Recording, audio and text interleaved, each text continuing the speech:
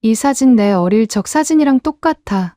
성북동의 수산업 재벌 회장 부부는 20해 동안 단 하나의 희망으로 버텨왔습니다. 바로 20년 전 잃어버린 딸 할인을 다시 만나는 일. 그러던 어느 날 기적처럼 딸이라고 주장하는 오사라가 나타났죠. 하지만 돌아온 딸은 기적이 아니라 악몽이었습니다. 백화점 명품 쇼핑에 매일 밤 술판까지, 심지어 강남 빌딩과 주식 지분을 달라며 도장을 찍어주길 강요하던 바로 그 순간 문이 박살나듯 열리며 서울지방경찰청 강력계 형사들이 들이닥칩니다. 가짜딸 오사라는 그 자리에서 수갑이 채워졌고 막내 형사 정윤아는 벽에 걸린 오래된 액자 하나를 보고 그대로 얼어붙습니다. 그 사진 속에 그녀 자신의 어린 시절이 있었던 것이죠. 도대체 이 집안에는 무슨 일이 있었던 걸까요? 그리고 진짜 딸은 어디에 있었던 걸까요? 영상 시작 전 구독과 좋아요 눌러주시고 어디서 듣고 계신지 댓글로 남겨주세요. 그곳에 행복이 찾아오길 바랄게요. 1999년 8월 15일 부산 자갈치 시장은 축제 인파로 가득했습니다. 광복절을 맞아 포구 전체가 들썩이고 있었어요. 풍물패의 북소리가 울려 퍼졌고 깃발이 바닷바람에 펄럭였습니다. 횟집마다 손님이 넘쳐났고 생선 굽는 냄새와 사람들의 웃음소리가 뒤섞여 있었죠. 포구 한편 작은 횟집 상만네 화로도 예외가 아니었습니다. 42살의 상만은 쉴 틈 없이 갈치를 손질하고 있었어요. 칼날이 생선 위를 지나갈 때마다 비늘이 햇빛에 반짝였습니다. 이마에 맺힌 땀을 닦을 겨를도 없었죠. 아내 선옥은 주방과 홀을 오가며 뛰어다녔습니다. 손님상을 나르고 주문을 받고 빈 그릇을 치우고 오늘 하루만 잘 넘기면 이번 달 월세 걱정은 없겠다는 생각에 힘이 났어요. 5살짜리 딸 할인이는 가게 앞 나무 의자에 앉아 있었습니다. 빨간 고무장화를 신은 발을 대롱대롱 흔들면서요. 노란 원피스를 입은 아이는 손에 곰인형을 꼭 쥐고 있었어요. 곰돌아, 우리 아빠 진짜 바빠. 조금만 기다리자. 아이의 혼잣말이 귀여웠습니다. 하지만 5살짜리에게 어른들의 바쁜 하루는 너무 길었어요. 포구 끝에서 풍물패 소리가 들려왔습니다. 할인이의 눈이 반짝였어요. 아빠, 나 저기 가도 돼요? 할인이가 풍물패 쪽을 손가락으로 가리켰습니다. 상만은 갈치 머리를 자르다 말고 고개를 들었어요. 딸의 반짝이는 눈을 보니 마음이 약해졌습니다. 거기서 기다려. 아빠 이것만 하고 같이 가자. 진짜요? 약속이에요? 응, 약속.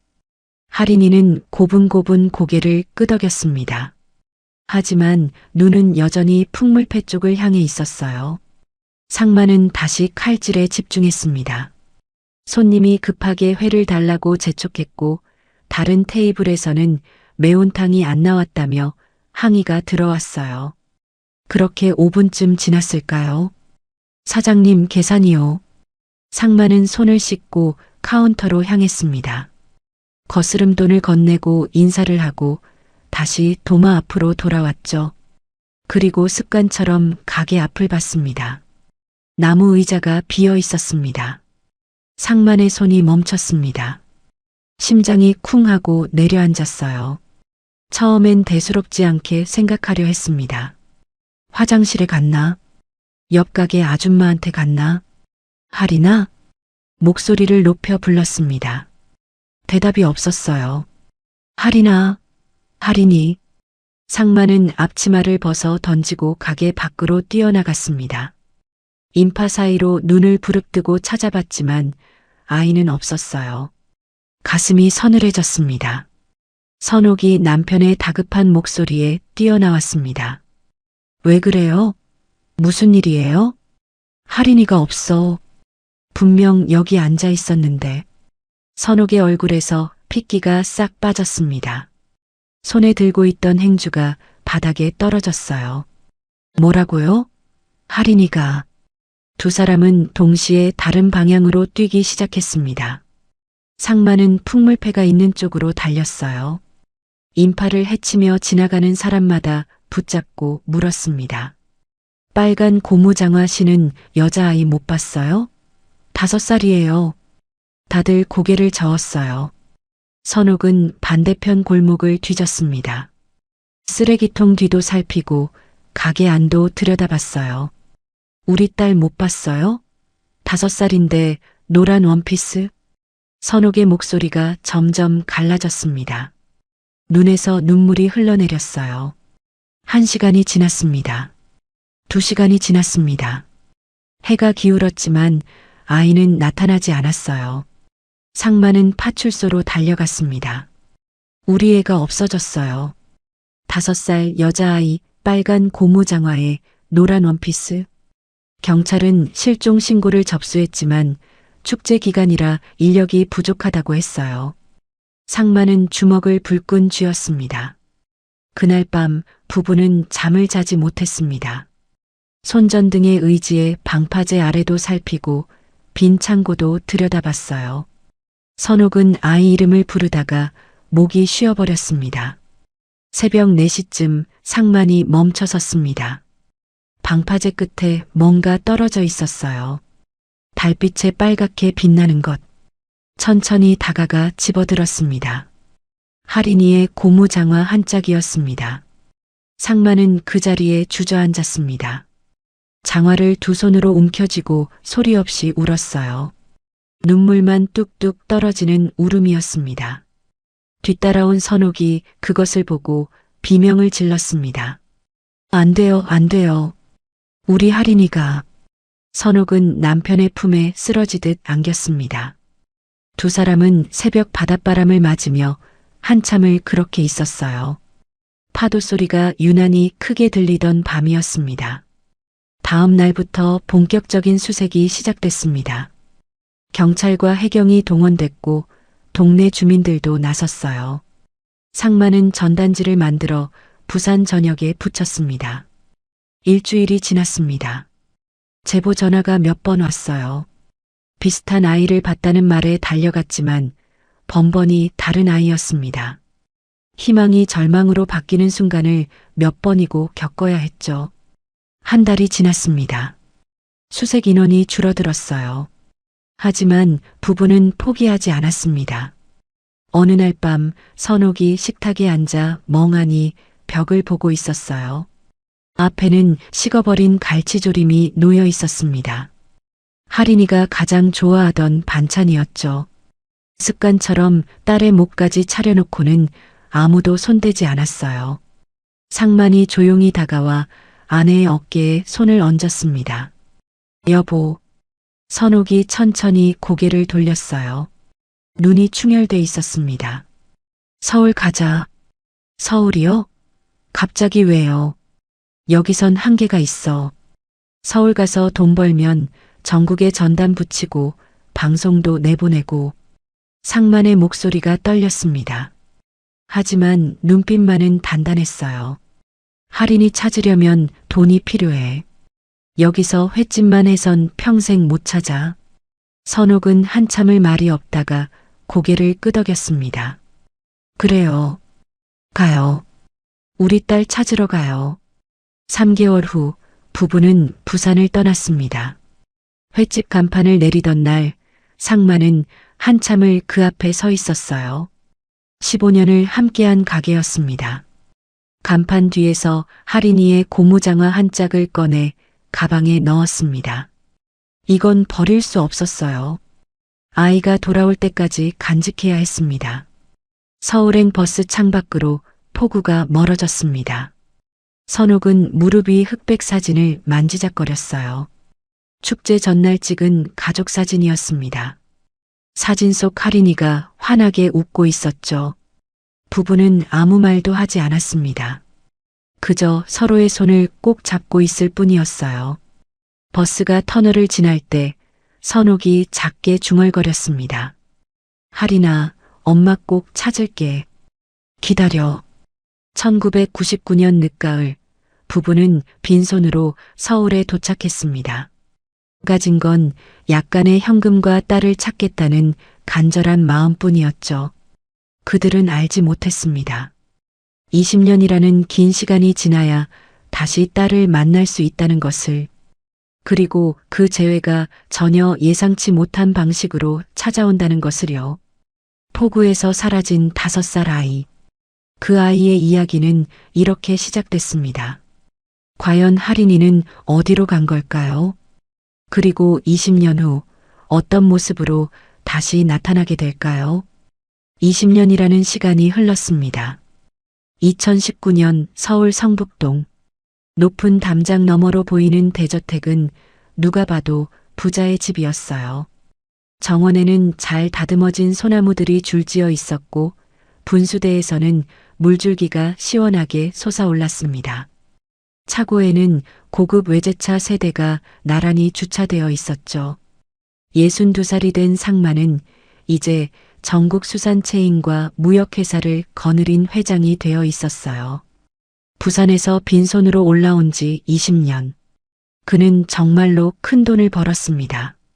사람들은 그를 자수성가한 입지전적 인물이라고 불렀어요. 하지만 돈을 번 이유는 처음부터 하나였죠. 딸을 찾기 위해서였습니다. 그날도 상마는 새벽 5시에 눈을 떴어요. 할인이가 사라진 그날 이후로 푹 잔 적이 없었습니다.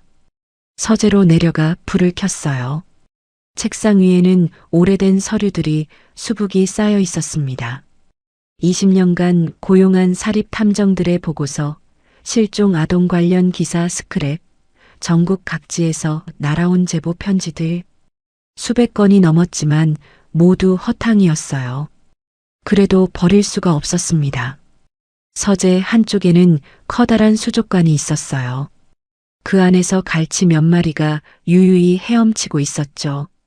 부산 시절의 기억을 놓지 못해 일부러 들여놓은 것이었습니다. 할인이가 이 맛 기억할까? 상만의 중얼거림이 허공에 흩어졌습니다. 대답해줄 사람은 아무도 없었어요. 그 시각 2층에서는 60살의 선옥이 한방의 문을 조심스럽게 열고 있었습니다. 할인이 방이었어요. 문을 여는 순간 선옥의 가슴이 먹먹해졌습니다. 20년 전 그대로 유지된 5살짜리 아이의 방. 작은 책상, 알록달록한 인형들, 벽에 붙은 바다 그림, 책꽂이에 꽂힌 동화책들. 먼지 하나 없이 깨끗했죠. 선옥은 매일 아침 이 방을 직접 청소했습니다. 가정부에게 맡기지 않았어요. 이건 엄마만이 할 수 있는 일이라고 생각했거든요. 침대 위에 놓인 곰인형을 집어들었습니다. 할인이가 실종되던 날 들고 있던 그 인형이었어요. 할인아, 엄마 왔어. 선옥의 눈가가 촉촉해졌습니다. 오늘도 갈치조림 해놨어. 내가 좋아하는 거. 20년 동안 매일 같은 말을 했어요. 딸이 돌아오면 제일 먼저 따뜻한 밥을 먹이고 싶었습니다. 1층 주방에서는 55살의 가정부 말순이 아침 준비를 하고 있었습니다. 이 집에서 일한 지 10년이 넘었죠. 말순은 냄비 뚜껑을 열어 갈치조림 간을 봤습니다. 사실 이건 선옥이 새벽에 직접 만든 거였어요. 말순은 그저 데우는 것뿐이었죠. 말순은 한숨을 쉬었습니다. 10년 동안 지켜본 이 집의 풍경은 늘 같았어요. 화려한 저택, 넘치는 돈, 최고급 가구와 장식품들. 하지만 웃음소리는 없는 집이었습니다. 이 집은 돈 냄새보다 눈물 냄새가 진해. 말순의 혼잣말이었어요. 2층에 있는 그 방 이야기도 사모님이 매일 그 방에서 뭔가를 속삭인다는 것도 다 알고 있었습니다. 선옥이 주방으로 내려왔습니다. 눈가가 약간 붉었지만 애써 미소를 지었어요. 말순 씨, 고마워요. 내가 할게요. 사모님, 제가 하면 되는데 왜 손수? 괜찮아요. 이건 내가 해야 해. 선옥은 직접 갈치조림을 그릇에 담았습니다. 정성스럽게 한 점 한 점 가지런히 마치 누군가를 기다리는 것처럼요. 말수는 그 모습을 물끄러미 바라봤어요. 가슴이 먹먹해졌습니다. 사모님, 혹시 그 방 아직도 말순 씨. 선옥이 말을 끊었습니다. 우리 집에 온 지 10년 됐죠? 네, 사모님. 10년 넘었죠. 그동안 고마웠어요.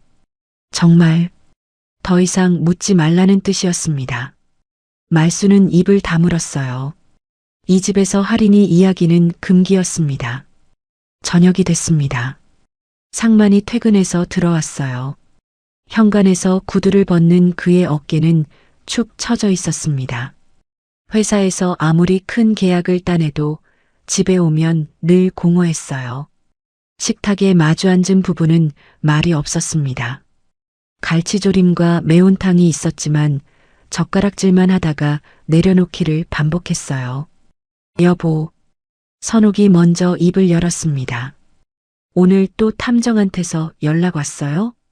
상만은 고개를 저었어요. 대답 대신 한숨이 나왔습니다. 20년이야. 20년. 알아요. 나도 알아요. 선옥의 눈에 눈물이 고였습니다. 하지만 울지 않았어요. 그래도 포기 못해.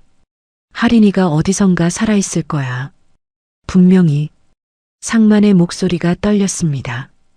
당신도 알잖아요. 우리가 왜 서울 온 건지. 알아.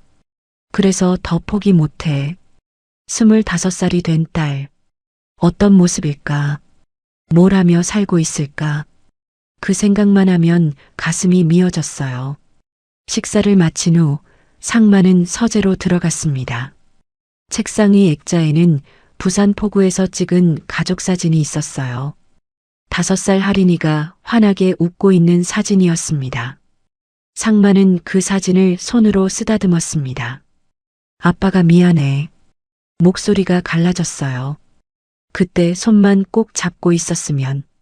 20년 전 그날의 죄책감은 여전히 그를 짓눌렀습니다. 성공한 사업가, 수백억 자산가. 하지만 그 어떤 것도 잃어버린 딸을 대신할 수는 없었어요. 같은 시각, 선옥은 다시 할인이 방에 들어가 있었습니다. 할인아, 어디 있니? 인형을 품에 안고 창가에 서 있었어요. 창밖으로 서울의 야경이 펼쳐져 있었지만 그녀의 눈에는 아무것도 들어오지 않았습니다. 엄마가 기다릴게. 언제든 돌아와. 20년이라는 세월이 무색하게 그녀는 여전히 그날의 엄마였어요. 5살 딸을 기다리는 엄마. 말수는 설거지를 하면서 2층을 올려다봤습니다. 불이 켜진 작은 방. 언제까지 저러실까? 말수는 고개를 저었습니다. 에휴, 사람 팔자 모르는 거야. 저렇게 돈 많은 분들이 저렇게 불행하실 줄 누가 알았겠어? 하지만 이상하게도 이 집을 떠나고 싶지는 않았어요. 오히려 이 부부를 지켜드리고 싶었습니다. 누군가는 곁에 있어줘야 할 것 같았거든요. 밤이 깊어갔습니다. 대저택은 조용했어요. 화려한 외관과 달리 이 집에는 웃음소리가 없었습니다. 시간은 흘러도 이 집의 시계는 20년 전에 멈춰 있었어요. 부산 포구 축제날 5살 아이가 사라진 그날에. 하지만 그들은 몰랐습니다. 곧 이 집에 커다란 변화가 찾아온다는 것을, 딸을 찾았다는 연락이 온다는 것을요. 그리고 그 연락이 희망이 될지, 새로운 비극의 시작이 될지는 아무도 모른다는 것을. 과연 이 집에 찾아올 사람은 누구일까요? 선옥은 소파에 앉아 식어버린 대추차를 바라보고 있었습니다. 찻잔에서 올라오던 김은 이미 사라진 지 오래였어요. 창밖에는 마른 낙엽이 바람에 굴러다니고 있었습니다. 그때였습니다. 현관문이 거칠게 열리는 소리가 들렸어요. 평소라면 벨을 누르고 조용히 들어왔을 김 비서실장이었습니다. 그는 숨을 헐떡이며 거실로 뛰어들어왔어요. 항상 냉철하고 침착하던 그의 모습이 아니었습니다. 이마에는 땀방울이 맺혀 있었고 넥타이는 비뚤어져 있었죠. 회장님, 사모님, 서재에 있던 상만이 소란스러운 소리에 안경을 고쳤으며 나왔습니다. 김 실장, 무슨 일인가? 자네답지 않게.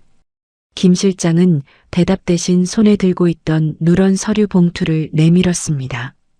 그의 손이 심하게 떨리고 있었어요. 따님을 찾았습니다. 순간 거실의 공기가 멈췄습니다. 상만은 숨을 쉬는 것조차 잊어버렸어요. 선옥은 들고 있던 찻잔을 탁자에 내려놓으려다 그만 놓치고 말았습니다. 쨍그랑 하는 날카로운 파열음이 정적을 깼지만 아무도 신경 쓰지 않았습니다. 뭐라고? 상만이 다가와 봉투를 낚아채듯 가져갔습니다. 봉투를 뜯는 손이 제멋대로 떨려 종이가 찢겨나갔어요. 안에서 나온 것은 국립과학수사연구원 로고가 찍힌 유전자 검사 결과지였습니다.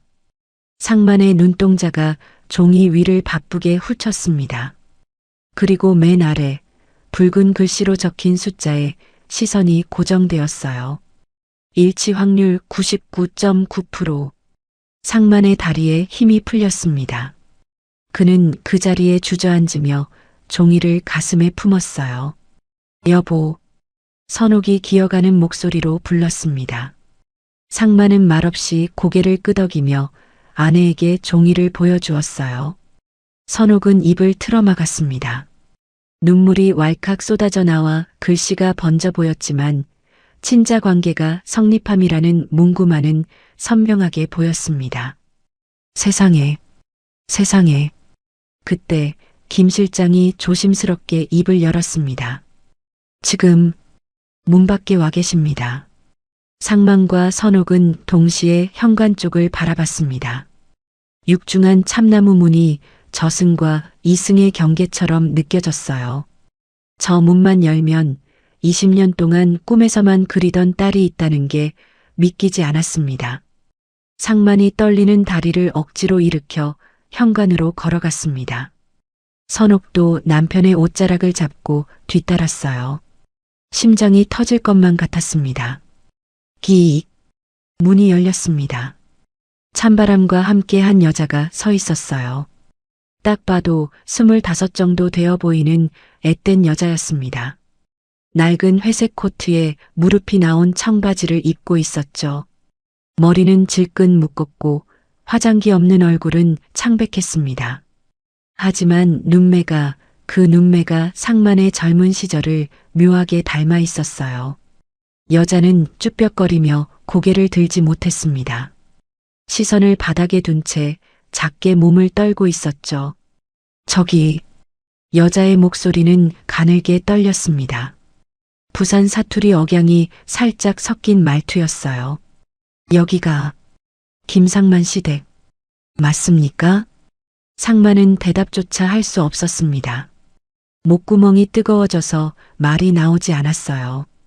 그저 멍하니 여자의 얼굴만 바라봤습니다. 20년 전 포구에서 놓쳐버린 5살 꼬마가 이렇게 성인이 되어 돌아왔다는 사실에 압도되었죠. 그때 여자가 코를 킁킁거렸습니다. 그리고는 믿을 수 없는 말을 내뱉었어요. 이 냄새. 여자가 천천히 고개를 들어 집 안쪽을 바라봤습니다. 주방 쪽에서 은은하게 풍겨오는 비린내.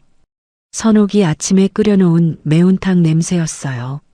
아빠가 갈치 손질하던 냄새. 선옥의 눈이 커졌습니다. 상만의 어깨가 격렬하게 흔들렸어요. 그건 할인이만 알 수 있는 기억이었습니다. 포구 횟집 앞에서 매일같이 맡았던 그 비릿한 냄새. 여자는 눈물을 글썽이며 말을 이었습니다. 그날 아빠가 갈치 머리 자르고 있었잖아요. 나한테 기다리라고 해놓고 손님 와서. 그 한마디가 둑을 무너뜨렸습니다. 할인아. 상만은 짐승 같은 울부짖음을 토해내며 여자를 끌어안았습니다. 내 새끼, 내 딸. 아이고 할인아. 상만은 체면이고 뭐고 다 잊고 현관 바닥에 무릎을 꿇은 채 여자를 으스러져라 안았습니다. 선옥도 달려와 여자의 얼굴을 감싸쥐었어요. 맞구나, 맞어. 우리 할인이 맞어. 엄마야, 엄마 기억나? 여자는 아니 오사라는 잠시 당황한 듯 몸을 굳혔다가 이내 부모의 품에 얼굴을 묻었습니다. 엄마, 아빠, 너무 늦게 와서 미안해요. 세 사람은 현관 바닥에 뒤엉켜 오열했습니다. 20년의 한이 눈물로 쏟아져 나왔어요. 대저택의 높은 천장이 쩌렁쩌렁 울릴 정도였습니다. 하지만 이 감동적인 재회를 차가운 눈으로 지켜보는 사람이 있었습니다. 주방 입구 문틈 사이로 가정부 황말순이 서 있었어요. 말순은 앞치마에 손을 닦으며 눈을 가늘게 떴습니다. 10년 넘게 수많은 사람을 겪어온 그녀의 촉이 무언가 이상하다고 신호를 보내고 있었거든요. 갈치 냄새? 이 넓은 집에서 환기 시스템이 얼마나 좋은데 현관까지 냄새가 나. 말순의 시선은 오사라의 운동화에 머물렀습니다. 낡아 보이지만 묘하게 흙 하나 묻지 않은 깨끗한 밑창. 그리고 부모를 안고 있는 여자의 손끝이 미세하게 빳빳하게 굳어 있는 것. 무엇보다 말순의 신경을 건드린 건 눈빛이었습니다. 선옥의 품에 안겨 있는 오사라가 아주 잠깐 고개를 들어 거실의 샹들리에를 쳐다봤거든요. 그 눈은 잃어버린 부모를 찾은 딸의 눈이 아니었습니다. 이게 다 얼마야라고 계산기를 두드리는 장사꾼의 눈이었죠. 아이고 말순 씨, 뭐해요? 물 좀 가져와요. 우리 할인이 목마르겠다. 선옥의 들뜬 목소리에 말순은 퍼뜩 정신을 차렸습니다. 네, 사모님. 지금 가요. 말순은 의심을 거두지 않은 채 주방으로 뛰어갔습니다. 하지만 지금 이 분위기에서 찬물을 끼얹을 수는 없었어요. 거실 소파에 앉은 오사라는 따뜻한 차를 두 손으로 감싸쥐었습니다. 상만과 선옥은 딸의 얼굴에서 눈을 떼지 못했어요. 손을 잡고 어깨를 만져보고 볼을 쓰다듬었습니다. 꿈이라도 깰까봐 조심스러웠죠. 그동안 어떻게 살았니? 밥은 먹고 다녔어? 선옥의 물음에 사라는 고개를 숙였습니다. 고아원에서 컸어요. 부산에 있는 이름도 몰라서 원장님이 지어주신 대로 살았고요. 아이고 저런. 선옥은 가슴을 쳤습니다. 따뜻한 밥 한 끼 못 먹였을 생각을 하니 억장이 무너졌어요. 상만은 앨범 하나를 꺼내왔습니다. 20년 전 부산 포구 횟집 앞에서 찍은 흑백 사진이 꽂혀 있는 앨범이었어요. 이거 기억나니? 상만이 떨리는 손으로 사진을 내밀었습니다. 사라는 사진을 물끄러미 바라봤습니다. 사진 속에는 젊은 상만과 선옥 그리고 고무장화를 신은 어린 할인이가 있었죠. 사라의 눈동자가 잠시 흔들렸습니다. 마치 정답을 찾는 수험생처럼요. 그러다 손가락으로 사진 속 구석을 가리켰습니다. 이거 파란색 수조. 여기 문어가 있었는데. 상만이 숨을 들이켰습니다. 흑백 사진이라 색깔은 보이지 않았지만 그 수조는 분명 파란색이었거든요. 그리고 그 안에 문어를 넣어두곤 했었죠. 맞아. 세상에 그걸 기억하는구나. 상만은 다시 한번 딸을 와락 끌어안았습니다. 이제 의심의 여지는 없었습니다. 유전자 검사 99.9% 그리고 둘만의 추억까지. 할인아, 이제 아무 걱정 마라. 아빠가 다 해줄게. 그동안 고생한 거 아빠가 다 보상해줄게. 상만의 목소리에는 확신과 안도가 가득했습니다. 밤이 깊었습니다. 선옥은 할인이 방, 아니 이제 사라의 방이 된 그곳에 새 이불을 깔아주었습니다. 고민형이 놓여있던 침대에 다 큰 딸이 누워있는 모습이 비현실적이었어요. 편하게 자라, 우리 딸. 엄마 문 열어두고 잘게. 선옥은 떨어지지 않는 발걸음을 옮겨 방문을 나섰습니다. 불 꺼진 방, 침대에 누운 오사라는 눈을 떴습니다. 어둠 속에서 그녀의 입꼬리가 천천히 올라갔어요. 그녀는 이불 속에서 휴대폰을 꺼냈습니다. 액정 불빛이 그녀의 얼굴을 기괴하게 비췄어요. 발신자 표시 제한으로 온 문자 메시지가 하나 와 있었습니다. 작업 시작했나? 사라는 소리 없이 웃으며 짧은 답장을 보냈습니다. 입성 완료. 낚였음. 휴대폰을 베개 밑으로 쑤셔 넣은 사라는 천장을 바라봤습니다. 화려한 샹들리에의 실루엣이 보였어요. 이제 다 내 거야. 그녀의 속삭임은 뱀이 기어가는 소리처럼 섬뜩했습니다. 상만과 선옥은 그날 밤 서로의 손을 꼭 잡고 잠들지 못했습니다. 잃어버린 딸이 돌아왔다는 기쁨에 취해서요. 그 행복이 얼마나 끔찍한 대가를 치르게 될지 그들은 꿈에도 상상하지 못했습니다. 문 하나를 사이에 두고 진짜 가족의 간절함과 가짜 딸의 탐욕이 동거를 시작했습니다. 이 평화는 과연 얼마나 갈 수 있을까요? 그리고 말순이 느낀 그 불길한 예감은 언제쯤 터지게 될까요?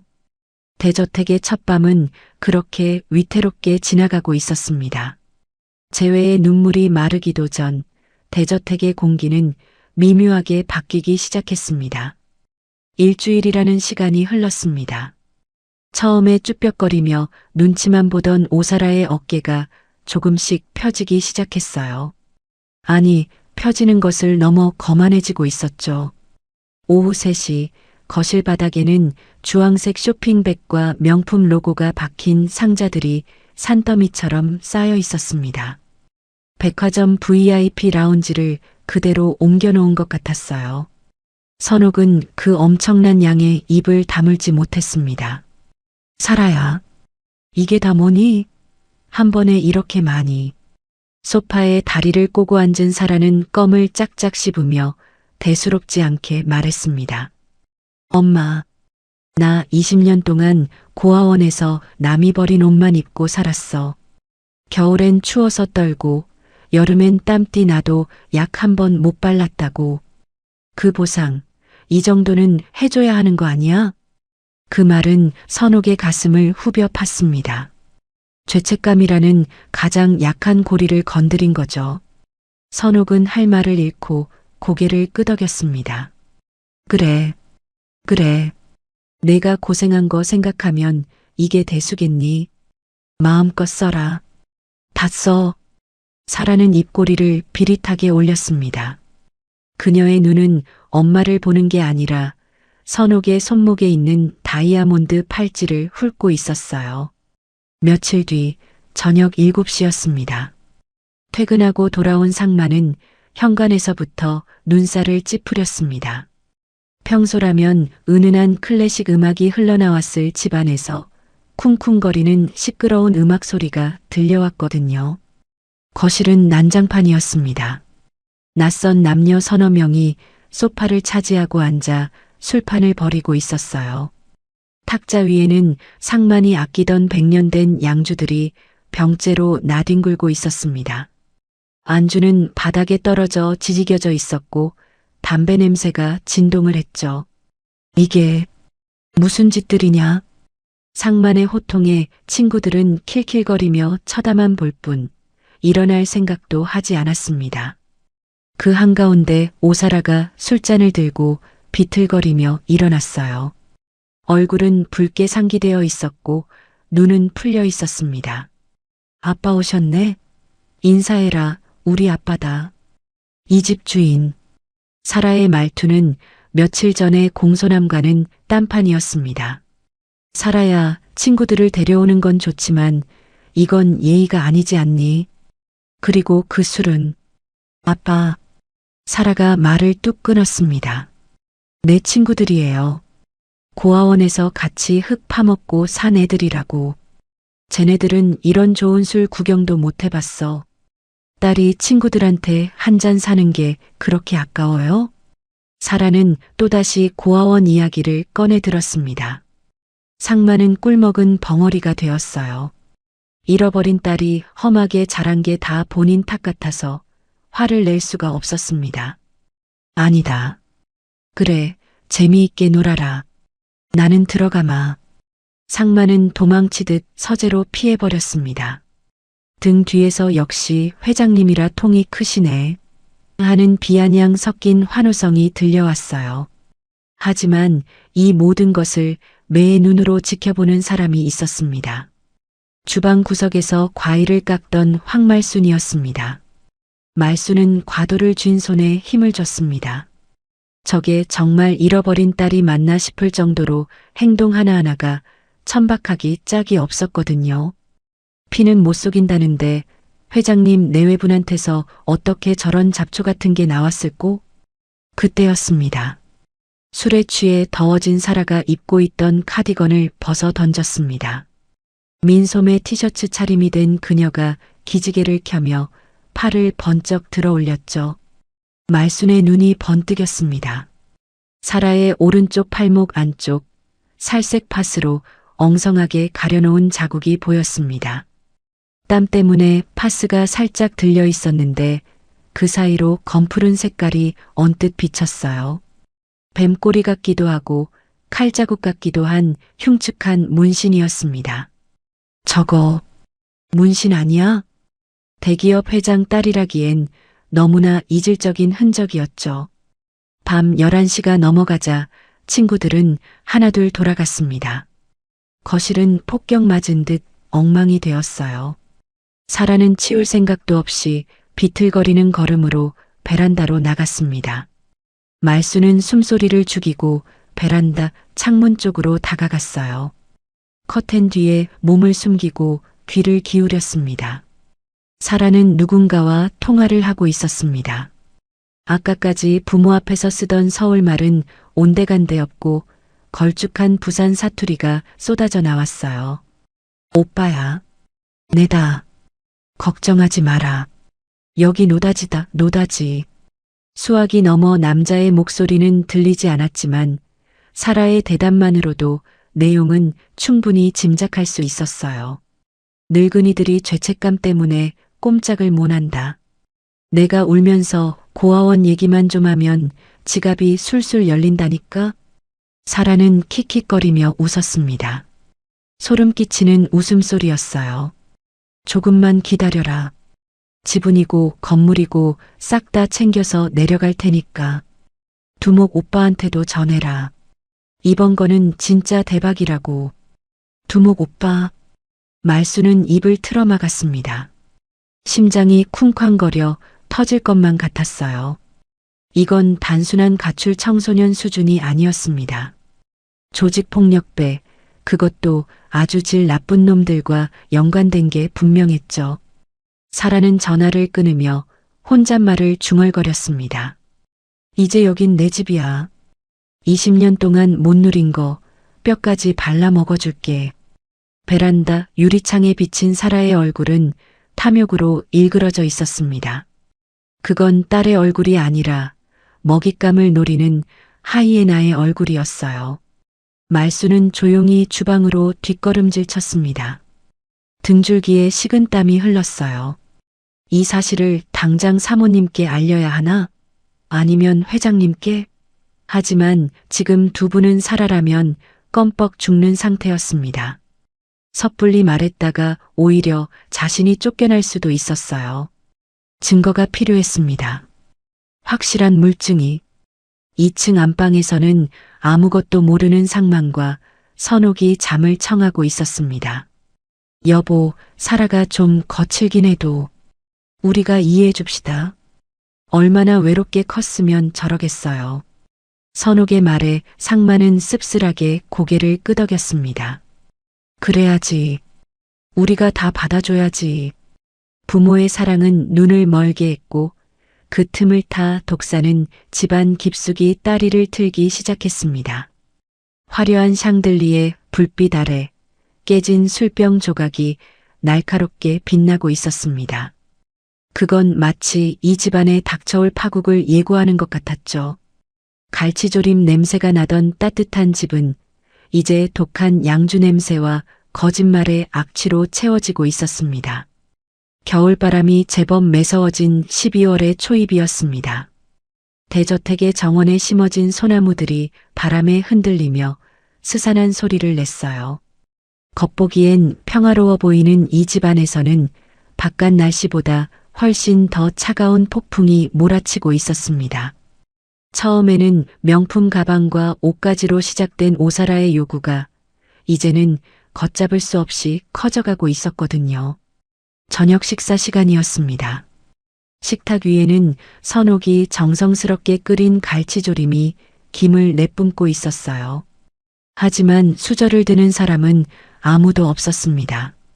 사라는 젓가락으로 갈치살을 깨작거리며 툭 내뱉었습니다. 아빠, 나 이제 25이야. 내 또래들은 벌써 자기 명의로 된 아파트에 외제차 굴리면서 사업한다고 난리인데 나는 겨우 용돈 받아서 백화점이나 가야 해? 상마는 국을 뜨다 말고 멈칫했습니다. 사라야, 용돈이라고 하기엔 적은 돈이 아니잖니.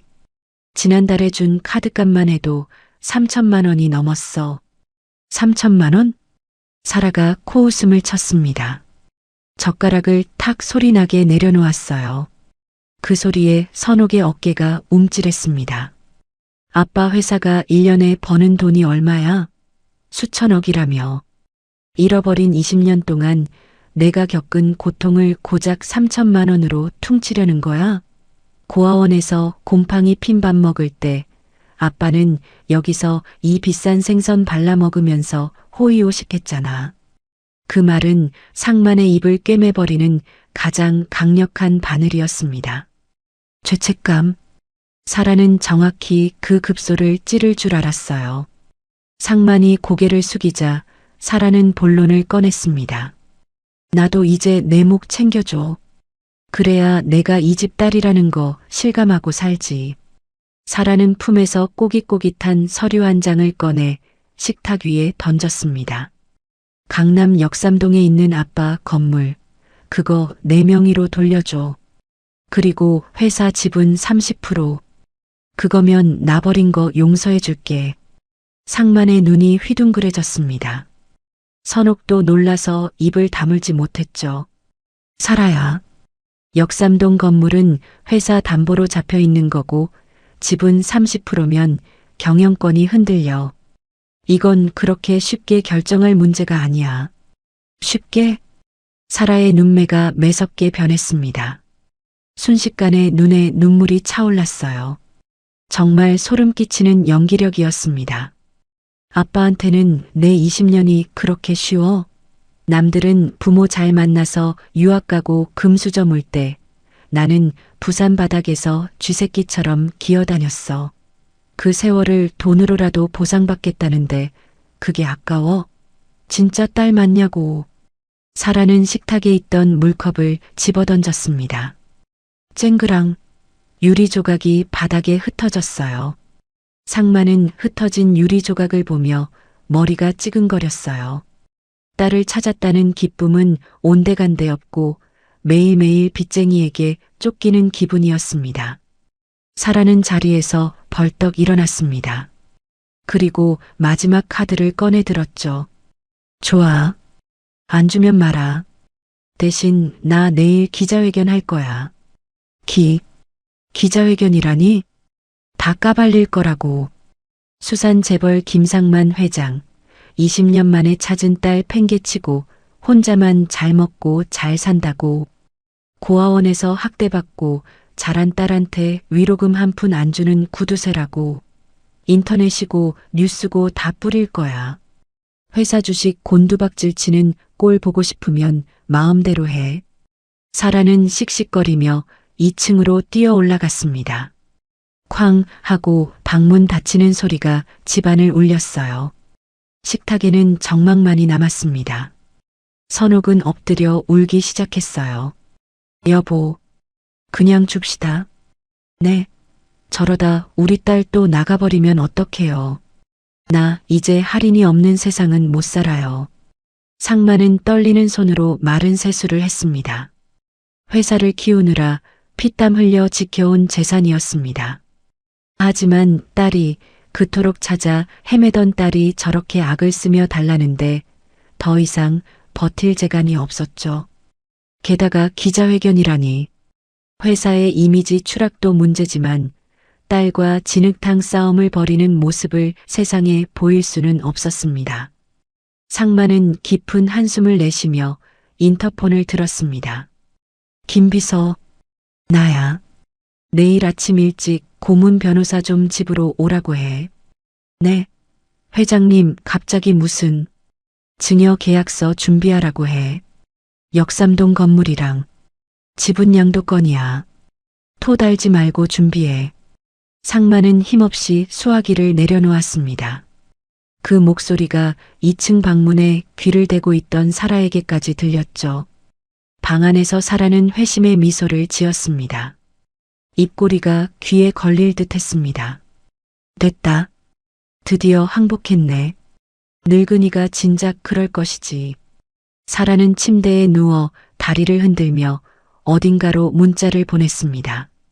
내일 아침에 도장 찍는다. 작업 끝. 오후 비행기 티켓 끊어놔. 그녀의 머릿속에는 이미 수백억의 돈다발이 춤을 추고 있었습니다. 하지만 사라는 몰랐습니다. 상만이 시간을 내일 아침으로 미룬 그 짧은 밤이 자신의 운명을 어떻게 뒤바꾸게 될지를요. 대저택의 밤은 깊어갔고 상만과 선옥은 서로를 껴안은 채 잠들지 못했습니다. 내일이면 모든 재산이 넘어간다는 허무함보다 딸이 변해버렸다는 슬픔이 더 컸으니까요. 폭풍전야의 고요함 속에 운명의 시간은 천천히 다가오고 있었습니다. 서울지방경찰청 강력계 사무실의 시계 바늘이 새벽 2시를 넘어가고 있었습니다. 창밖은 칠흑 같은 어둠에 잠겨 있었지만 사무실 안은 대낮처럼 환했습니다. 여기저기서 울리는 전화벨 소리, 피의자를 신문하는 고함 소리가 뒤엉켜 숨막히는 열기를 뿜어내고 있었죠. 그 소란스러운 사무실 구석, 서류 뭉치가 산처럼 쌓인 좁은 책상에 25의 막내 형사 정윤아가 앉아 있었습니다. 윤아는 며칠째 집에 들어가지 못해 떡진 머리로 있었어요. 그녀가 입고 있는 헐렁한 항공 점퍼에는 며칠 묵은 땀 냄새가 배어 있었습니다. 하지만 모니터를 노려보는 그녀의 눈동자만큼은 맹수처럼 형형하게 살아 빛나고 있었죠. 이 나쁜 놈들. 꼬리가 길면 밟힌다는데 드디어 잡혔네. 윤아가 쫓고 있는 건 일명 가짜 가족 사기단이었습니다. 자식을 잃어버린 부모의 간절함을 이용해 재산을 가로채는 질 나쁜 범죄 조직이었죠. 윤아는 고아원 출신이었습니다. 부모 얼굴도 모르고 자란 그녀에게 가족이라는 이름을 더럽히는 놈들은 세상에서 가장 용서할 수 없는 쓰레기들이었습니다. 야, 막내야. 너 아직도 그거 보고 있냐? 눈에서 레이저 나오겠다. 지나가던 최 반장이 윤아의 책상 모서리에 캔커피 하나를 툭 놓고 갔습니다. 반장님, 이거 진짜 확실하다니까요. 놈들이 부산에서 썼던 대포통장 내역이랑 통화 기록, 제가 방금 싹 다 복구했습니다. 윤아는 캔커피를 딸 생각도 하지 않고 흥분해서 소리쳤습니다. 놈들의 타깃을 찾았습니다. 성북동에 사는 수산유통그룹 김상만 회장입니다. 김상만? 그 20년 전에 딸 잃어버리고 전 재산 걸었던 그 사람? 최 반장이 놀라서 물었습니다. 네, 맞습니다. 놈들이 오사라라는 정가자를 가짜 딸로 훈련시켜서 이미 그 집에 침투시켰어요. 윤아는 비장한 표정으로 모니터 화면을 가리켰습니다. 화면에는 오사라가 조폭 두목과 주고받은 문자 내역이 떠 있었습니다. 내일 아침에 도장 찍는다. 작업 끝. 오후 비행기 티켓 끊어놔. 이것 보세요. 내일 아침입니다. 놈들이 재산을 가로채려는 시간. 윤아의 목소리가 다급해졌습니다. 해 뜨자마자 쳐야 합니다. 늦으면 김상만 회장님 재산 다 다 공중분해됩니다. 최 반장은 유나의 눈을 빤히 바라봤습니다. 평소엔 어리바리한 막내였지만 이 사건 앞에서만큼은 물러섬이 없었거든요. 좋아. 확실하네. 근데 너 왜 그렇게 이 사건에 집착하냐? 유나는 잠시 모니터 속에 뜬 김상만 회장의 사진을 바라봤습니다. 성공한 사업가지만 눈빛에 깊은 슬픔이 서려 있는 얼굴. 이상하게도 그 얼굴을 보면 가슴 한구석이 찌르르하게 아려왔습니다. 남 같지가 않았어요. 아마도 자신처럼 가족을 잃은 아픔을 가진 사람이라서 그렇겠거니 생각했습니다. 그냥 화가 나서요. 자식 기다리는 부모 마음 가지고 장난치는 놈들, 제가 직접 수갑 채우고 싶습니다. 유나는 주먹을 불끈 쥐었습니다. 그래, 그 깡다구 마음에 든다. 최 반장이 고개를 끄덕였습니다. 전원 비상 소집해. 날 박는 대로 성북동으로 뛴다. 네, 알겠습니다. 유나는 씩씩하게 대답하며 다시 모니터 앞에 앉았습니다. 화면 속 김상만 회장의 가족 사진이 작게 보였습니다. 횟집 앞에서 아이를 안고 웃고 있는 젊은 부부. 유나는 무심코 그 사진을 보며 중얼거렸습니다. 어디서 본 것 같은데. 흔한 포구 풍경이라 그런가. 그녀는 고개를 갸웃거렸지만 이내 대수롭지 않게 넘겼습니다. 지금 중요한 건 감상이 아니라 수사였으니까요. 유나는 지갑을 꺼내 잠시 열어보았습니다. 지갑 깊숙한 곳, 낡고 찢어진 사진 반쪽이 들어있었어요. 빨간 고무장화를 신은 아이의 다리만 남아있는 그녀의 유일한 과거였습니다. 부모님, 저 이번에도 나쁜 놈들 꼭 잡을게요. 지켜봐 주세요. 유나는 마음을 다잡으며 출동 장비를 챙기기 시작했습니다. 수갑을 챙기는 그녀의 손끝이 미세하게 떨렸습니다. 그녀는 꿈에도 몰랐습니다. 자신이 내일 아침 구하러 가는 사람이 그토록 찾아 헤매던 사진 속에 진짜 부모님이라는 사실을요.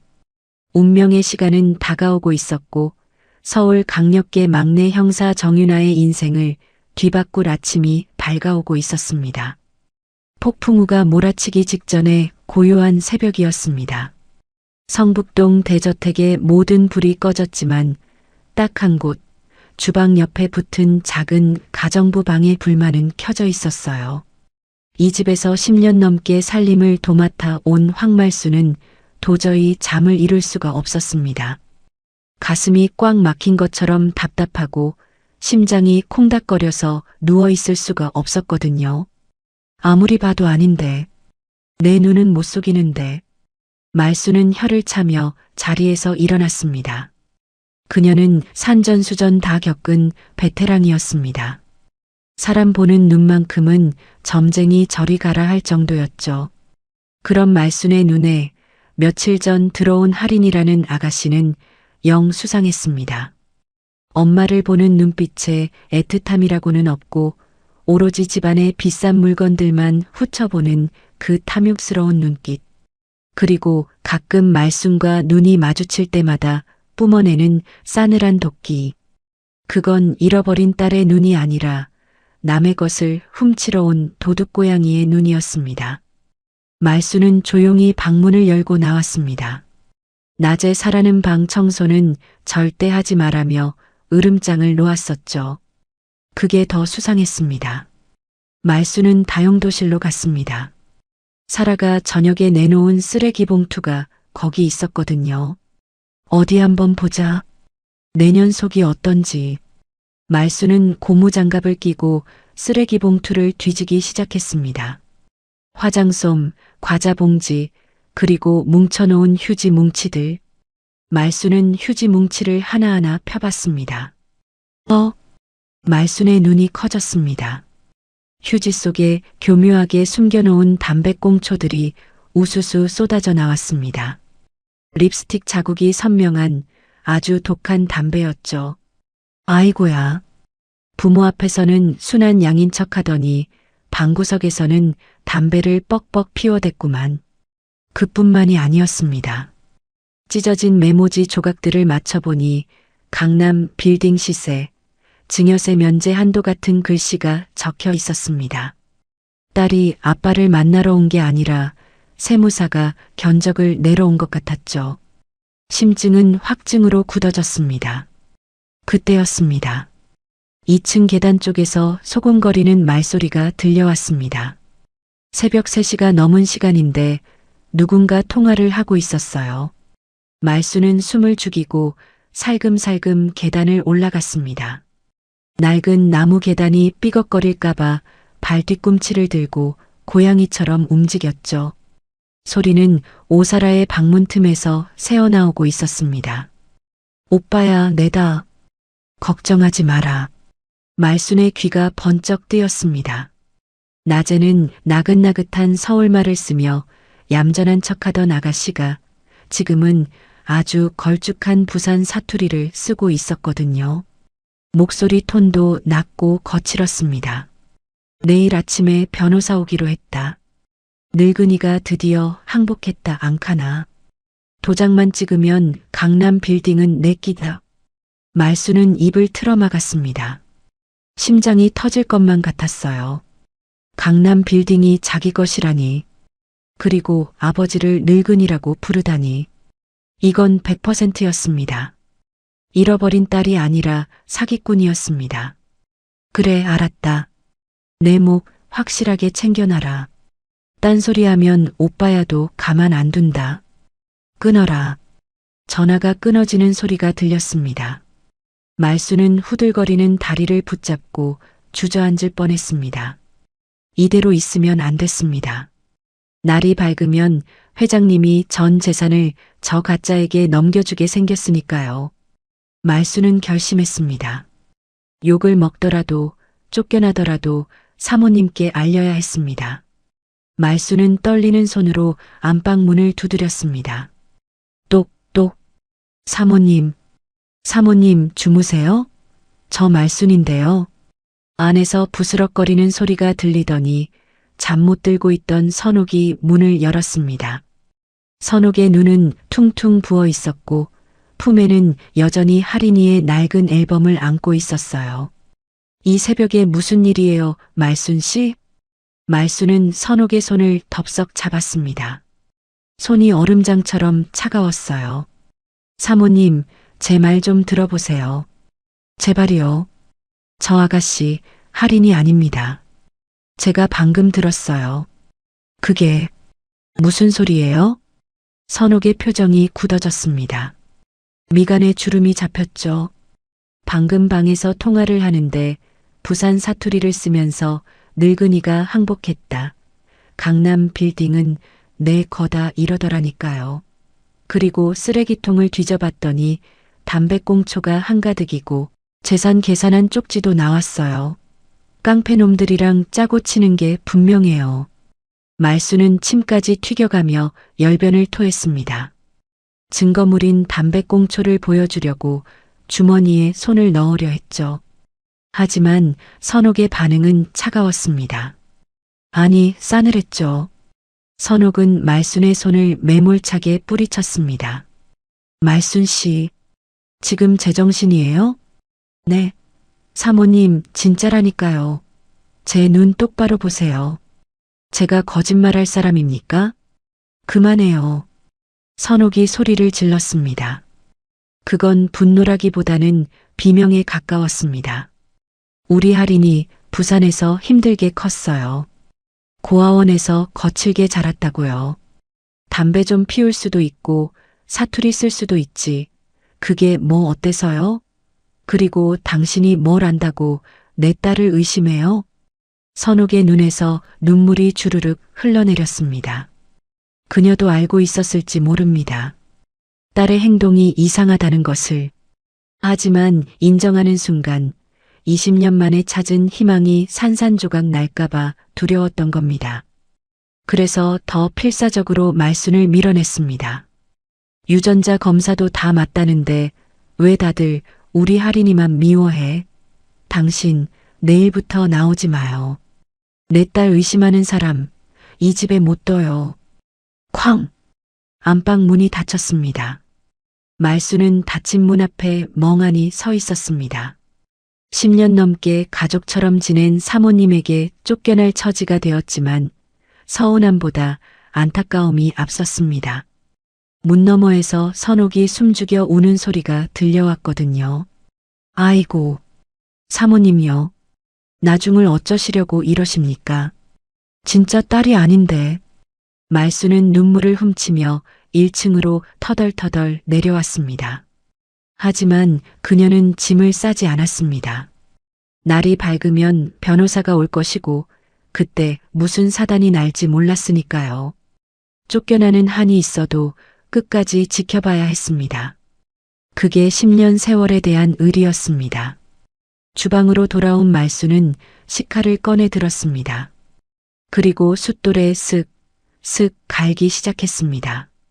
아침 준비를 하기 위해서였지만 그 소리가 마치 전쟁을 준비하는 군인의 칼 가는 소리처럼 비장하게 들렸습니다. 내 눈은 안 속는다. 전연 내가 껍데기를 확 벗겨버릴 거다. 시간이 흘러 창밖이 푸르스름해지며 아침 해가 떠오르고 있었습니다. 오전 7시 오사라가 하품을 하며 주방으로 내려왔습니다. 냉장고에서 물을 꺼내 마시던 사라는 자신을 노려보는 말순과 눈이 마주쳤습니다. 사라는 비릿한 웃음을 흘렸습니다. 아줌마, 뭘 봐요? 꼬우면 나가든가. 말순은 칼질을 멈추고 사라를 똑바로 쳐다봤습니다. 아가씨, 밤길 조심해라. 꼬리가 길면 밟히는 법이다. 뭐, 이 아줌마가 진짜 미쳤나? 사라가 물컵을 탁 내려놓으며 쏘아붙였지만 말순의 기세에 눌려 흠칫했습니다. 말순의 눈빛은 호락호락하지 않았거든요. 대저택에는 무거운 침묵이 흘렀지만 그건 폭발 직전의 고요함이었습니다. 가짜 딸의 탐욕과 속고 있는 부모의 절박한 믿음, 그리고 진실을 아는 가정부의 고독한 싸움이 한데 뒤엉켜 소용돌이치고 있었습니다. 벽시계가 째깍째깍 돌아가며 운명의 시간을 재촉하고 있었습니다. 이제 곧 변호사가 도착할 시간이었습니다. 그리고 그 뒤를 이어 진짜 폭풍이 몰려오고 있다는 걸 이 집안의 누구도 아직 알지 못했습니다. 오전 9시 운명의 시간이었습니다. 거실 탁자 위에는 수천억 원대의 재산이 오가는 서류들이 펼쳐져 있었고 창밖에는 겨울비가 추적추적 내리고 있었습니다. 상마는 묵직한 옥도장을 손에 쥐고 있었습니다. 손이 심하게 떨려 도장이 자꾸만 미끄러졌습니다. 꼭 이렇게 급하게 해야 하니. 맞은편에 오사라는 속이 타들어갔습니다. 아빠, 나 못 믿어. 내가 돈 들고 도망이라도 갈까봐 그래. 사라가 눈물을 글썽이며 연기하자 선옥이 거들었습니다. 여보, 그냥 해줘요. 애가 저렇게 불안해하잖아요. 주방 커튼 뒤에서 지켜보던 황말수는 가슴을 쳤습니다. 당장이라도 뛰쳐나가 말리고 싶었지만 어제 일로 나설 수가 없어 발만 동동 구를 뿐이었죠. 상마는 깊은 한숨을 내쉬며 도장을 서류 쪽으로 가져갔습니다. 붉은 인주가 묻은 도장이 종이에 닿기 직전 거리는 불과 1cm였습니다. 바로 그때였습니다. 딩동, 딩동. 초인종 소리가 거실을 뒤흔들었습니다. 곧이어 문을 쾅쾅 두드리는 소리가 났죠. 문 여세요. 서울지방경찰청입니다. 긴급 수사입니다. 상만의 손이 허공에서 멈췄습니다. 사라의 얼굴이 사색이 되었습니다. 아, 아빠, 문 열지 마. 기자들이야. 나 괴롭히러 온 유튜버들이라고. 사라가 상만의 팔을 잡아 끌며 억지로 도장을 찍게 하려 했습니다. 손톱이 상만의 살을 파고들었습니다. 빨리 찍어. 찍고 나서 쫓아내면 되잖아. 어서. 하지만 이미 늦었습니다. 주방에 있던 말순이 총알같이 뛰어나가 대문 열림 버튼을 눌러버렸거든요. 경찰관님들, 어서 오이소. 사람 살려주이소. 우르르 쾅. 현관문이 열리고 최 반장이 앞장서 들어왔습니다. 그 뒤로 빗물에 젖은 점퍼를 입은 25의 막내 형사 정윤아가 잔뜩 긴장한 표정으로 따라 들어왔죠. 서울청 강력계입니다. 모두 동작 그만. 상만은 멍한 표정으로 경찰들을 바라봤습니다. 이게 무슨 일이오? 최 반장은 식탁 위에 서류를 낚아챘습니다. 김상만 회장님 사기 피해 신고가 접수됐습니다. 그 계약 멈추세요. 사라는 선옥의 뒤로 숨으며 소리쳤습니다. 엄마, 저 사람들 내쫓아. 영장 있어? 그때 뒤에 서 있던 윤아가 나섰습니다. 사모님 진정하세요. 저 여자분 따님이 아닙니다. 뭐라고요? 유전자 검사까지 했는데 무슨 소리야? 상만이 버럭 소리를 질렀습니다. 윤아는 품에서 태블릿 PC를 꺼내 상만에게 보여주었습니다. 회장님, 이거 보세요. 저 여자가 부산 조폭 두목이랑 주고받은 문자입니다. 검사진은 위조된 겁니다. 놈들이 검사업체 직원까지 매수한 거예요. 화면에는 늙은이들 다 속았다. 오늘 한탕하고 뜬다는 메시지가 적나라하게 떠 있었습니다. 이게 상만의 손에서 도장이 툭 떨어졌습니다. 대구르르 굴러가는 소리가 유난히 크게 들렸죠. 사라는 끝장임을 직감하고 식탁 위 과도를 집어들었습니다. 오지마. 다 죽여버릴 거야. 가까이 오면 이 할망구 찔러버린다. 사라가 선옥을 향해 칼을 겨눴습니다. 사모님, 말순이 비명을 질렀습니다. 최 반장의 외침에 윤아가 망설임 없이 몸을 날렸습니다. 윤아는 쓰고 있던 모자를 던져 시야를 가린 뒤 사라의 손목을 낚아채 비틀었습니다. 아, 내 팔. 쨍그랑. 칼이 떨어지고 윤아는 단숨에 사라를 바닥에 제압했습니다. 오사라 씨, 특수사기 및 협박 혐의로 체포합니다. 철컥. 수갑이 채워졌습니다. 상황이 정리되자 집안에는 무거운 정적이 흘렀습니다. 상만은 바닥에 떨어진 도장만 바라봤고 선옥은 충격으로 주저앉아 있었습니다. 말순이 달려와 선옥을 끌어안고 울었습니다. 사모님, 제가 그랬잖아요. 가짜라고 했잖아요. 윤아는 거친 숨을 몰아쉬며 현장을 둘러봤습니다. 증거물을 챙겨야 했으니까요. 그러다 윤아의 시선이 거실 한쪽 벽면에 머물렀습니다. 으리으리한 지방과 어울리지 않는 낡은 나무 액자 하나. 윤아의 발걸음이 저절로 멈췄습니다. 오래된 사진이었습니다. 배경은 바다 냄새가 날 것 같은 부산의 어느 포구. 횟집 수조 앞에서 젊은 부부와 꼬마 아이가 환하게 웃고 있는 사진이었죠. 윤아의 심장이 쿵 하고 내려앉았습니다. 이 사진. 그녀는 홀린 듯 액자 앞으로 다가갔습니다. 사진 속 젊은 남녀는 지금 넋을 놓고 있는 김상만 회장 부부의 젊은 시절이었습니다. 하지만 윤아의 눈길을 잡은 건 그들 사이에 서 있는 5살 꼬마였습니다. 빨간 고무장화를 신고 한 손에는 곰 인형을 든 채 웃고 있는 아이. 윤아의 손이 덜덜 떨렸습니다. 그녀는 점퍼 안주머니에서 낡은 지갑을 꺼냈습니다. 지갑 깊숙한 곳, 부적처럼 지니고 다니던 찢어진 사진 반쪽. 그 사진에는 빨간 고무장화를 신은 아이의 하반신과 엄마의 치맛자락만 남아 있었거든요. 윤아는 천천히 사진을 들어 액자에 대보았습니다. 액자 속 엄마의 치마 무늬와 윤아의 사진 속 치마 무늬가 한치의 오차도 없이 이어졌습니다. 아이의 잘린 다리도 정확하게 연결되었죠. 아, 윤아의 입에서 탄식이 흘러나왔습니다. 다리에 힘이 풀려 주저앉을 뻔했습니다. 평생을 찾아 헤매던 곳. 고아원 원장님이 너는 부산 자갈치 시장에서 발견됐어라고 말해준 뒤로 수없이 상상했던 진짜 우리 집. 그곳이 바로 여기였습니다. 그리고 지금 자신의 눈앞에서 사기를 당해 무너져 있는 저 노부부가 바로 자신의 친부모였습니다. 정 형사, 뭐해? 안 나오고. 현관에서 최 반장이 불렀습니다.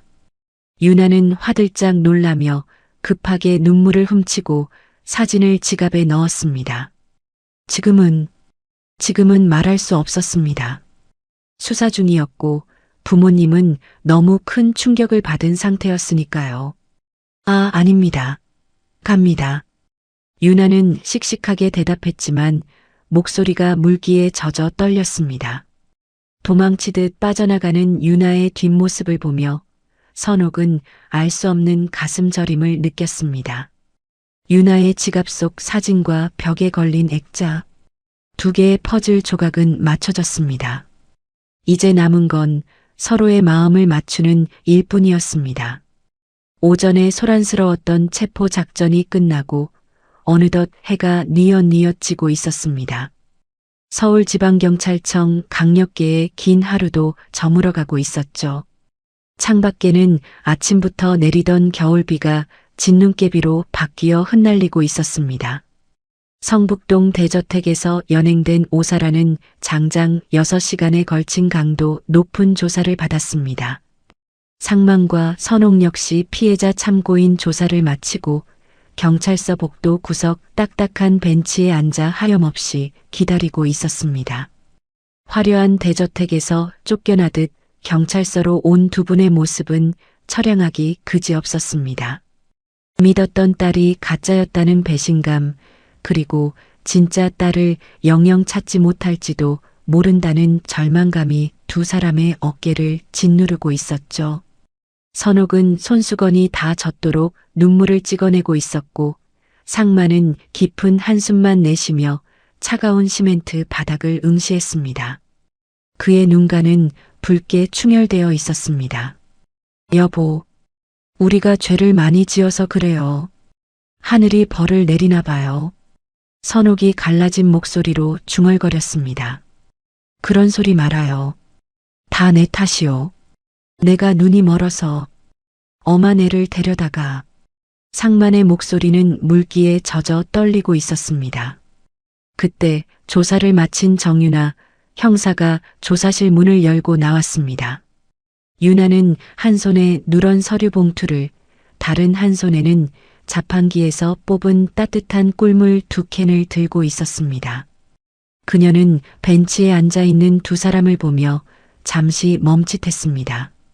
아까 현장에서는 피해자로만 보였던 2 사람이 사진을 맞춰본 뒤로는 사무치게 그리운 부모님으로 보였습니다. 가까이서 보니 깊게 패인 주름 하나하나가 가슴 시리게 다가왔습니다. 당장이라도 달려가 안기고 싶었지만 유나는 입술을 깨물며 감정을 눌렀습니다. 아직 확실한 물증을 보여드리기 전이었으니까요. 유나는 심호흡을 한 번 하고 조심스럽게 다가갔습니다. 회장님, 사모님, 조사받느라 고생 많으셨습니다. 이거 좀 드세요. 따뜻한 겁니다. 유나는 꿀물을 내밀었습니다. 선옥은 힘없이 고개를 들어 유나를 바라봤습니다. 아까 집에서 봤던 그 당차던 막내 형사였습니다. 어쩐지 그 눈빛이 슬퍼 보이는 건 기분 탓일까요? 고마워요, 형사님. 우리 때문에 젊은 사람들이 고생이 많네. 미안해서 어쩌나. 선옥이 떨리는 손으로 캔을 받아들려 할 때였습니다. 나 억울해. 이거 다 모함이야. 변호사 불러. 조사실 안쪽에서 고막을 찢는 듯한 고함 소리가 들리더니 수갑을 찬 오사라가 형사들에게 이끌려 나왔습니다. 유치장으로 이송되는 길이었습니다.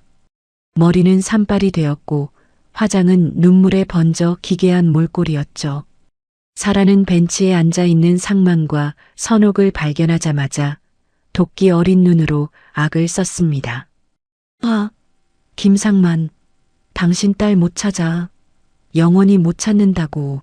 내가 저주할 거야. 평생 가짜나 끌어안고 살다가 죽으라고. 사라가 미친 사람처럼 달려들 기세로 몸부림쳤습니다. 최 반장과 형사들이 팔을 붙잡았지만 악에 바친 힘을 당해내기 힘들었죠. 선옥이 비명을 지르며 상만의 품으로 파고들었습니다. 여보, 그 순간이었습니다. 유나가 본능적으로 몸을 날려 선옥의 앞을 막아섰습니다. 형사로서가 아니라 딸로서 엄마를 보호하려는 무의식적인 행동이었죠. 입 닥쳐. 어디서 행패야. 그 더러운 입 안 다물어. 유나가 사라를 거칠게 밀쳐냈습니다. 그 과정에서 유나의 왼손이 선옥의 눈앞을 휙 스치고 지나갔습니다. 경찰서 복도의 하얀 형광등 불빛 아래 유나의 손이 슬로우 모션처럼 선명하게 비쳤습니다. 시간이 멈춘 것 같았습니다. 선옥의 동공이 크게 확장되었습니다. 유나의 왼손 검지 손가락, 두 번째 마디에 선명하게 남아있는 하얀 흉터. 그건 일반적인 칼자국이나 화상 자국이 아니었습니다. 톱니바퀴처럼 지그재그로 찢어졌다가 아문, 아주 특이한 모양의 흉터였죠. 선옥의 입술이 파르르 떨렸습니다. 심장이 쿵 하고 내려앉았습니다. 그녀는 홀린 듯이 자기도 모르게 유나의 손목을 낚아챘습니다. 형사님, 잠깐만요. 사모님? 유나가 당황해서 손을 빼려 했지만 선옥의 힘은 절박했습니다. 그건 20년의 세월을 뛰어넘으려는 어미의 악력이었습니다. 선옥은 유나의 손가락을 들어 불빛 아래 비춰보았습니다. 지그재그 모양의 하얀 선. 25년 전 부산 자갈치 시장 횟집. 수조에서 펄떡거리는 갈치를 구경하겠다며 손을 넣었던 5살 딸. 날카로운 갈치 이빨에 물려 자지러지게 울던 아이. 엄마, 아파, 피나 하며 울던 할인이를 업고 시장통을 가로질러 병원까지 뛰었던 그날의 기억이 선옥의 뇌리를 번개처럼 스치고 지나갔습니다. 이 흉터. 선옥이 유나를 올려다보았습니다. 눈물 맺힌 눈 속에 의문과 확신, 그리고 두려움이 뒤섞여 있었어요. 아가씨, 손이 왜 이래요? 다친 거예요? 혹시 어릴 때 갈치한테 물린 거 아니에요? 유나는 입술을 꽉 깨물었습니다. 울음이 터져 나올 것 같아 숨을 멈췄습니다. 눈가에 뜨거운 것이 차올랐습니다. 옆에 있던 상만도 이상한 낌새를 눈치채고 벌떡 일어났습니다. 그리고 아내가 잡고 있는 유나의 손가락을 보았죠. 상만의 눈이 휘둥그레졌습니다. 그 역시 죽을 때까지 잊을 수 없는 상처였으니까요. 자신이 갈치를 손질할 때 옆에서 구경하다 다친 거라 평생의 죄책감으로 가슴에 박혀있던 흉터였습니다. 형사님, 설마. 상만의 목소리가 갈라졌습니다. 다리가 후들거려 서 있기도 힘들었습니다. 유나는 천천히 고개를 숙였습니다. 그리고 떨리는 목소리로 입을 열었습니다. 네, 맞습니다. 5살 때 부산 횟집 수조에서 놀다가 긴 물고기 한테 물렸어요. 그때 많이 놀라서 지금도 기억해요. 엄마가 저 업고 병원까지 뛰어가셨었어요. 쿵. 상만과 선옥의 심장이 바닥으로 떨어지는 소리가 들리는 듯 했습니다. 선옥은 입을 틀어막고 오열을 터뜨렸습니다. 세상에, 세상에. 하느님. 유나는 주머니에서 낡은 갈색 지갑을 꺼냈습니다. 그리고 아까 현장 액자에서 확인했던 그 찢어진 반쪽 사진을 꺼내 상만에게 건넸습니다. 그리고 이거. 상만은 떨리는 손으로 사진을 받아들었습니다. 세월이 흘러 색이 누렇게 바랬지만 빨간 고무장화를 신은 아이의 다리는 선명했습니다. 집에 걸린 액자 속 사진과 정확히 이어지는 잃어버린 조각이었습니다. 상만의 눈에서 뜨거운 눈물이 주르륵 흘러내려 빛바랜 사진 위로 떨어졌습니다. 아까 집에서 액자를 보고 알았습니다. 제가 회장님 딸이라는 걸요. 유나의 눈에서 참았던 눈물이 툭 터져 나왔습니다. 그래서 아까 경찰서로 오시자마자 제가 회장님이 드셨던 종이컵이랑 제 머리카락으로 감식반에 긴급 의뢰를 맡겼습니다. 그리고 방금 결과가 나왔습니다. 유나는 들고 있던 서류 봉투를 내밀었습니다. 정유나와 김상만의 친자 관계가 성립할 확률 99.9998%. 상만은 종이를 받아들고 읽지도 못한 채 그 자리에 주저앉았습니다. 글자를 읽을 필요도 없었습니다. 눈앞에 있는 이 아이의 눈, 코, 입, 그리고 저 흉터가 모든 것을 말해주고 있었으니까요. 하리나, 20년 동안 목이 터져라 불렀지만 한 번도 대답을 듣지 못했던 그 이름, 꿈속에서나 불러보던 그 이름. 상만이 바닥을 치며 통곡했습니다. 내가 미친놈이지. 눈앞에 두고도 못 알아보고 엄한 년한테 도장이나 찍어주려고 하고. 아이고 하리나. 내 새끼. 상만의 울음소리가 경찰서 복도를 가득 채웠습니다. 지나가던 형사들도 발걸음을 멈추고 고개를 숙였습니다. 선옥은 유나에게 다가가지도 못하고 제자리에서 발만 동동 구르며 울었습니다. 너무 미안해서, 너무 고마워서 감히 안아볼 엄두조차 나지 않았던 겁니다. 잃어버린 죄인이 어떻게 감히 딸을 안을 수 있을까요? 미안하다. 미안해. 엄마가 죄인이야. 내 새끼를 못 알아보고. 유나는 울고 있는 선옥을 보며 본물 터지듯 감정을 쏟아냈습니다. 형사라는 직업 때문에, 강해 보여야 한다는 강박 때문에 꾹꾹 눌러왔던 딸로서의 그리움이었습니다. 유나가 한 발짝 다가갔습니다. 엄마. 유나가 작게 불렀습니다.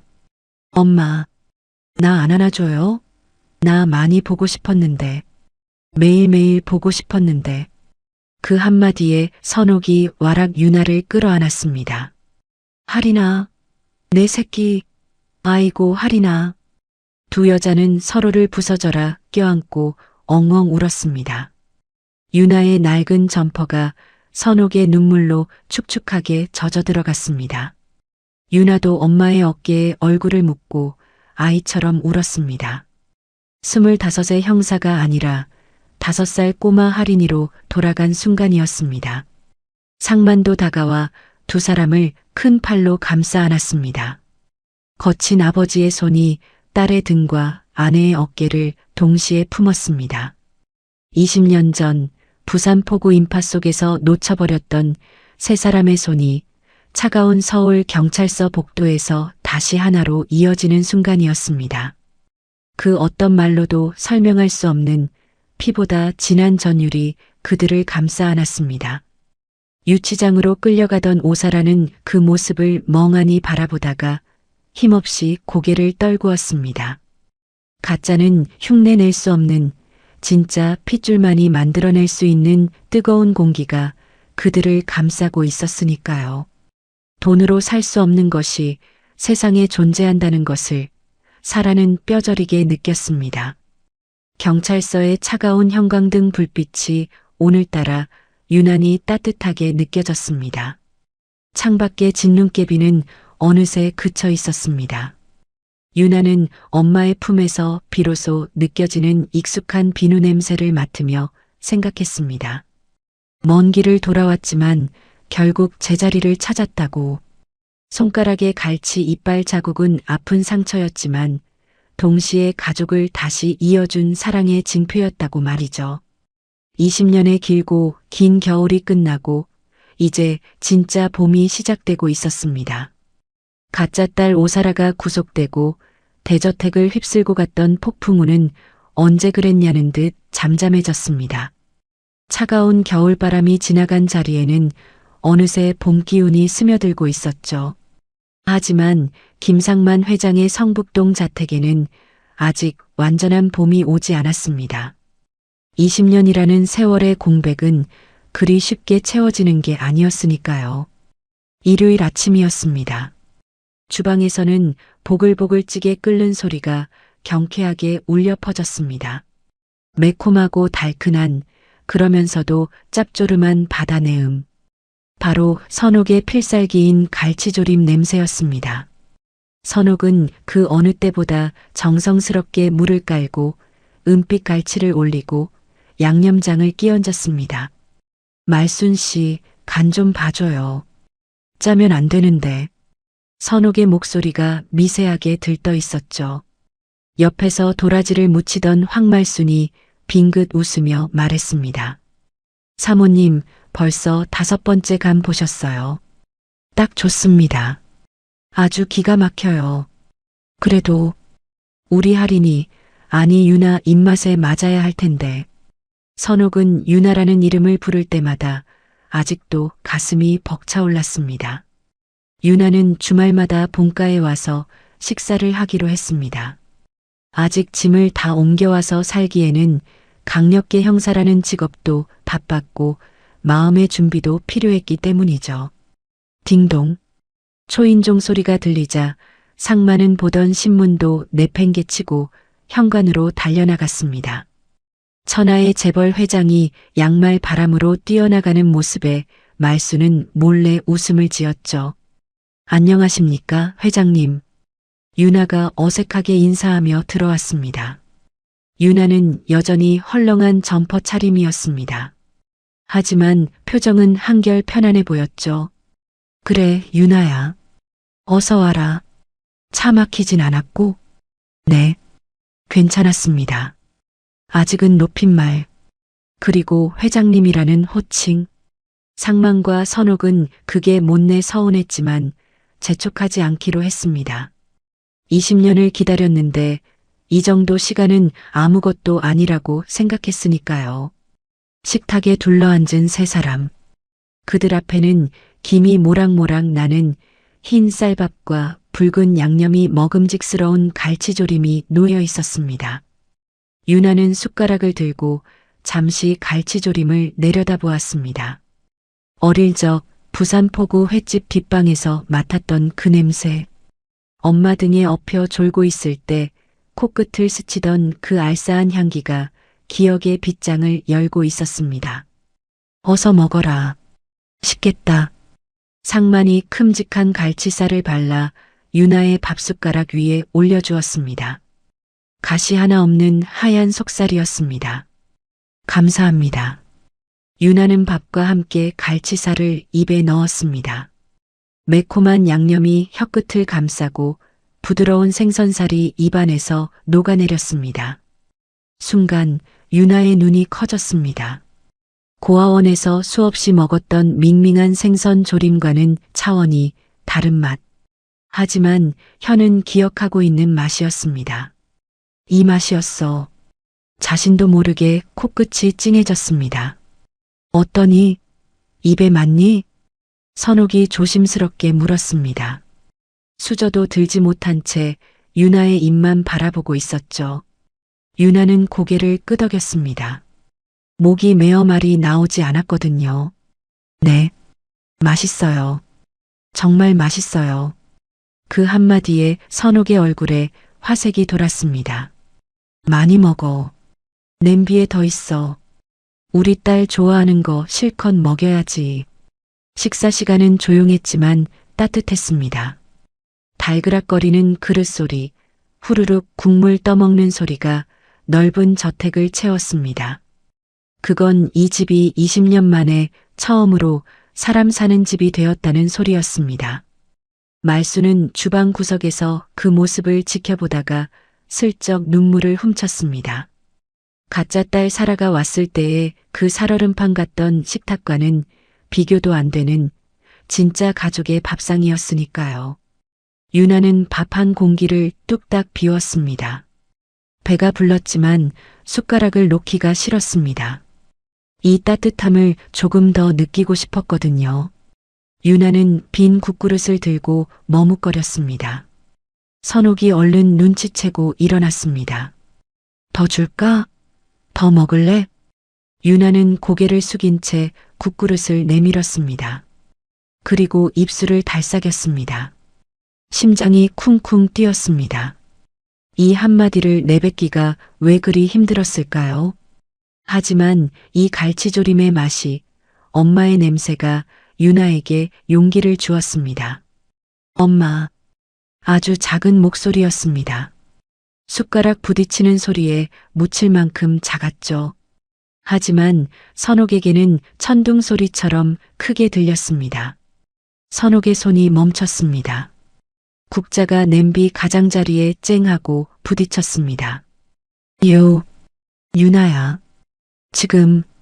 유나는 고개를 들고 젖은 눈으로 선옥을 바라보았습니다. 엄마, 국물 좀 더 주세요. 이번에는 또렷했습니다. 선옥의 눈에서 참았던 눈물이 왈칵 쏟아졌습니다. 그래. 엄마가 더 줄게. 많이 줄게. 우리 딸. 선옥은 울면서 국을 펐습니다. 손이 떨려 국물이 식탁에 흘렀지만 아무도 신경 쓰지 않았습니다. 상마는 밥을 먹다 말고 고개를 돌려 천장을 바라봤습니다. 굵은 눈물방울이 주름진 볼을 타고 흘러내렸습니다. 드디어 진짜 가족이 돌아온 겁니다. 식사를 마친 후 세 사람은 거실벽에 걸린 낡은 액자 앞에 섰습니다. 부산 포구 횟집 앞에서 찍은 빛바랜 사진. 유나는 주머니에서 지갑을 꺼내 그동안 부적처럼 지니고 다녔던 반쪽짜리 사진을 꺼냈습니다. 상만이 액자의 유리를 조심스럽게 열었습니다. 유나는 떨리는 손으로 자신의 사진 조각을 액자 속 사진 위에 덧대었습니다. 찢어졌던 엄마의 치맛자락이 이어지고 잘려나갔던 아이의 다리가 연결되었습니다.